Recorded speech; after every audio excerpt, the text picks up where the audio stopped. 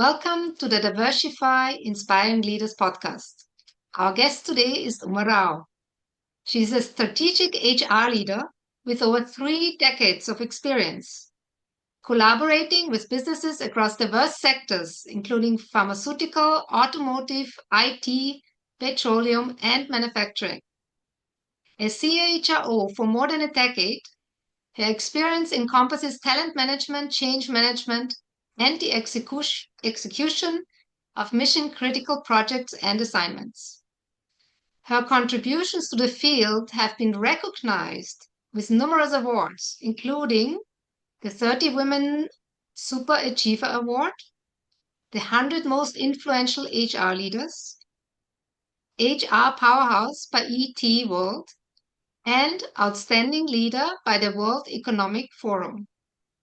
Additionally, she served on the board of directors for Gulf Ashley Motors Limited and is now on the board of Optimus Companies. Welcome to the podcast, Uma.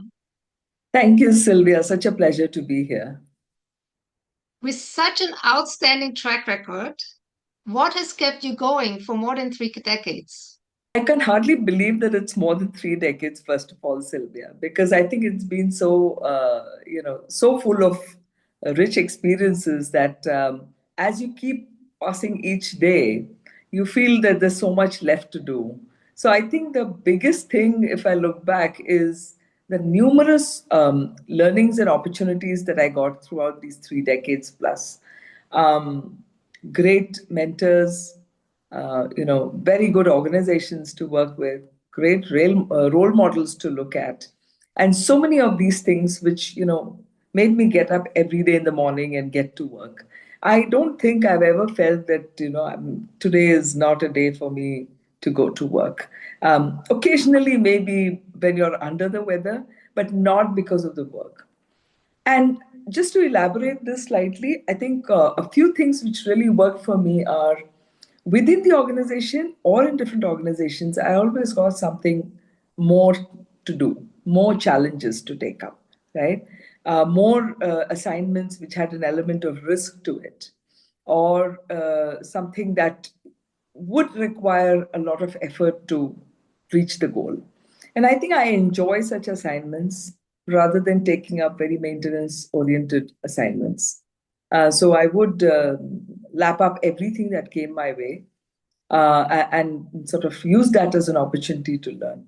So different assignments, opportunity to work with different leaders, working in different geographies, with cross-cultural collaborations, uh, working with very senior leaders to solve business problems, and not wear the hat of HR alone, but actually wear the hat of a business leader. When business sort of assimilates you into their problem, I think it's very exciting to solve that problem. Coupled with all this was in the earlier years, my motivation was primarily achievement orientation. I love to achieve something. As typical Indian homes are, as you would know by now, there's a lot of competitiveness. So, if your siblings have done well, there is already an expectation that you have to do as well, or even better. So I think I was no different when it came to that. Quite competitive, wanted to achieve things. And when I felt that something was not going in the direction that I wanted, I took stock and consulted with the right people to make the changes. So, overall, in a nutshell, lots of learning opportunities, different variety of roles within and outside, opportunity to take some risks and work with the business leaders very closely from the start. Wonderful. So, we all make career choices, and I'm sure you had a good share of them too. So, what were the ones that you felt are most critical, and why did you make the choices that you made? Initially, my career had me working in an organization for 10 years. But in those 10 years, I got four different roles to do. And it was fantastic. Everything was going fine. But there comes a stage in life where priorities change after a point in time. I obviously needed more money than what I was drawing. So that was one important reason because there was a child to bring up as well. So one had to look at some of those dynamics. Number two, I think, was I was working in a public sector, and I wanted to experience other sectors, and that's why I got into the private sector, into the IT. Everybody told me that it's going to be very tough and you can't cope up with the pace and things like that. And I think whenever somebody tells me that, I get very kicked. Want to experience that and see how I fare over there. So I took up, the role in IT. IT was booming at that point in time, and it seemed to be the natural place to be, um, to sort of challenge myself, to also expand my horizons, to be able to do many more things than what I was doing, and also in a very global outlook. So I had handled prior to that industrial relations, unions, settlements, all of that, which was quite exciting, very challenging, difficult as a woman also. But I had gone through that whole spectrum. Now I wanted to experience something else, which is a lot on policies, processes, org design, org development, which uses your cerebral power to make those kind of business calls which business leaders would make. So I think that was one of the primary reasons why I moved to another sector. From there, either it could be the role that gave me a global exposure, or it's a role that was in a small organization but had a lot of issues, things like attrition being very high, or not getting talent. So some of those challenges attracted me towards those jobs, and I went into that. So when I went into an organization which was considerably smaller in terms of workforce from where I was, the MD asked me this question: "Do you think you'll get bored doing this job?" And I said, "Every job has its complexity, and perhaps I've seen scale quite a bit for now. I would really like to know what keeps this going." This was in a telecom company. And I'm telling you, it was one of the most challenging assignments of my career. Though the organization was small, it was volatile because it's a day to day business, literally. And you need to work around holding talent, getting talent, putting processes in place. I thoroughly enjoyed it, but I thought it was a very difficult assignment to do, which I really enjoyed. So, yeah, I think these are reasons, sometimes career, sometimes money, not to shy away from that, and sometimes the exposure that I was getting. Yeah, so small companies, big companies, they all have their own challenges. So Absolutely. you never know what kind of what you find when you start a new role, right? So Absolutely. it can be big surprises too. Yeah, totally. So how have these kind of experiences shaped you as a leader and as who you are today? I think a couple of things, Sylvia. One is uh, you learn to navigate and not get stuck. And I think that's a very important quality for any professional to have. Um, Sometimes I have seen people who get stuck because of the kind of background they come from, and adaptability to a new environment becomes quite challenging. So I think one, I would say adapting and navigating was what things that I started doing. Number two is, your risk taking ability goes up after a point in time. And here it's not like a crazy risk to put the business into trouble. But, for example, I had to hire a whole lot of people in one of my jobs. And it was a very short time in which I had to get those people. Now, if you go by the copybook style, it's going to take a lot of time for me to get there. So I had to take some risks in putting some of the processes, not governance risks, but speed, and for Mm. accuracy. I had to do a few things which helped me get there. I had to maneuver around to understand how to reach that goal without compromising the basic principles. And that, I think, increased my ability to take risks, plan different alternatives, be ready with business continuity just in case something happened. So I think I grew a lot as a leader as I understood these things.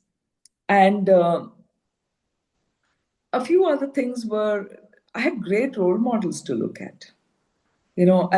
Mostly men, because back then there were very few women, but even some women in some of my jobs. And I really understood. So, from my achievement orientation, I kind of moved towards people orientation a lot more. And then, also look at the governance and societal piece. I think that matured me over a period in time to get to understand the full spectrum of what leadership is. And that could have happened only by working with some exceptional people and some really lousy people as well, to be honest. Because sometimes, bad people also teach you quite a bit as much as good people do. So the not so nice people taught me that those are ways I should never be as a leader. Or negative motivation is not necessarily the best way of firing up people, right? So I think some of those things actually help me uh, reset myself at different stages to understand how to navigate. So getting out of public sector, getting into different sectors, all these things taught me a lot. Global exposure. I don't think I knew everything there. How to navigate myself, how to behave, how to greet, how to do a lot of things. I didn't know a lot of those things, and I had to learn little by little in terms of acclimatizing myself. So I think so many things have actually helped me grow as a professional. Yeah, so now you're actually in a phase where you feel like taking up different kind of assignments. For example, as a fractional CHRO or as an advisor to startups or mature companies for Yeah. HR, setting up HR in a startup or helping a more mature organization in reshaping their HR processes. You want to tell us a little bit about? So I think I've been very fortunate in many ways to have got all these opportunities. And I would also pat myself a little bit on the back to say that I always raised my hand to take these opportunities. Because it would have been very easy to get intimidated, to think that I'm not ready, or to, sort of give it a pass to somebody else because there were situations and circumstances that were not helpful. But I think I've taken those challenges head on. And for that, very grateful to some very supportive people, apart from my family, which of course has been great. Some great mentors, some great leaders, my managers, who've actually given me that courage also many times and encouragement to say, go for it, Uma. So I think it's been a very rich life for me, experiencing 7, 8 sectors, so many geographies that I work with, so many people that I work with. And I was thinking over the last year or so as to what would be my next destination. Because being a CHRO from one company to the other, I mean, it was good, but it didn't give me anything new to do. I wanted to experience a little more breadth in myself. So I decided that definitely to keep in touch with the subject and to be influencing leaders, some kind of a CHRO assignment is good, which is why I wanted to look. I'm doing the fractional CHRO assignments now, which are more in line with the gig economy that the world is moving towards now. So I spend some time doing that in a week. I'm also looking at teaching because I think I never want to give up the connect with the young folks who are entering the workforce, because that really helps you to understand what organizations should be ready for as they come forward, and to understand the aspirations are so different from ours. If organizations don't get it right, we have a problem. So as a social scientist, I think this always appeals to me quite a bit. And I've kept a little time aside from my 100% or more than 100% that I can do towards something which is gratis, purely for the soul. So I do mentorship for women. Um, and there's a packaging organization for which I'm doing this right now. I've also been with Ivan as a mentor and things like that. And that is something which is, again, very close to my heart. young folks as well as women, young women. I'd love to mentor them, and that's what I spend some time. And finally, of course, some travel, because I think I need some me time to explore so much of beauty in this world, which I haven't done completely as of now. Yeah. Thank you for sharing. So you have touched on the topic of supporting women in the workforce, and we have seen a lot of organizations deprioritize the DEI lately, and also, we are trying to get back on track, but there's a setback for the development of women in the workforce. What are your thoughts on that? Um, yes, so I agree with you that there is a lot of resetting that is happening in the world with regard to DEI. I think it went as a big bang for several years, and then it kind of has gone southward. But I think this is more a matter of jargon more than anything else, in terms of saying that DEI is not a priority. If we really get down to deprioritizing something as important as this, let's take the example of India. 49% of Indian population is women. If we are not going to put them into the workforce, there's already an estimation of how many trillion dollars we're going to lose in the economy. So I think it's foolish outright to think that this is not a priority. And we have to strive to ensure that it gets back on the seat that it deserves. But I think what is important is organizations should look at these policies with a little more empathy, whether it's the extended maternity leave or other kind, now most recently the menstrual leave and things like that, which are coming. I think organizations need to look at them with a little more empathy and not worry about, a few days that go into something which is very important for a woman, as opposed to how much more you get when they are around. Typically, again, not to sound sexist, I've been in organizations for so long. I've seen that a lot of men take the breaks throughout the day. It could be for a fag break or a chai break or whatever they call that. They have to get away from their desk and do different things. And no problem in that. But when you look at women, they rarely do that. They're actually very focused. They finish their work, they want to get home because they've got tons of things waiting for them to do there. Now, with that kind of a workforce, I would never even worry about this external maternity break. Because when they work, they're working much more than others, right? They put in more focus. They're more worried about completion. Their quality of work is also very good. In fact, in one of the organizations that I worked, Sylvia, that gentleman, that entrepreneur's grandfather, started a factory which had 90% women. Okay, Wow. back in 1940s and 50s. And he said, I want this factory to remain like this because I have no IR problems, I have no union problems, I have no people running around here and there whom we have to chase. My work is going exceptionally well. I don't mind, giving a week off during Diwali and all that, because still my productivity is extremely good compared to many other places. Now we need more protagonists like that who will help us. Childbirth is a natural thing. We shouldn't, sort of get so agitated over this, and keep the women connected during that break, and they'd be so happy to come back and do much more than what they did before they went on the break.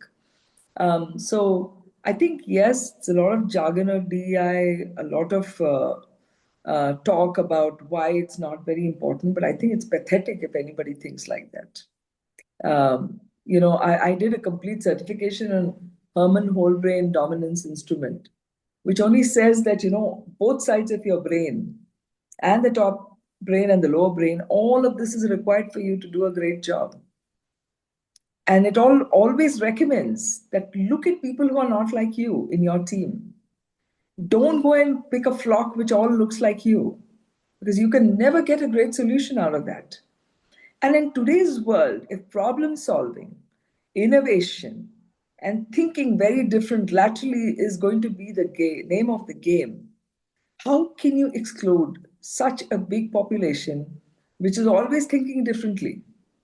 Okay, the solutions that happen at home are not copybook. They all happen because women think in a very different way. Whoever thought that you could use, you know, the flour paste to stick papers?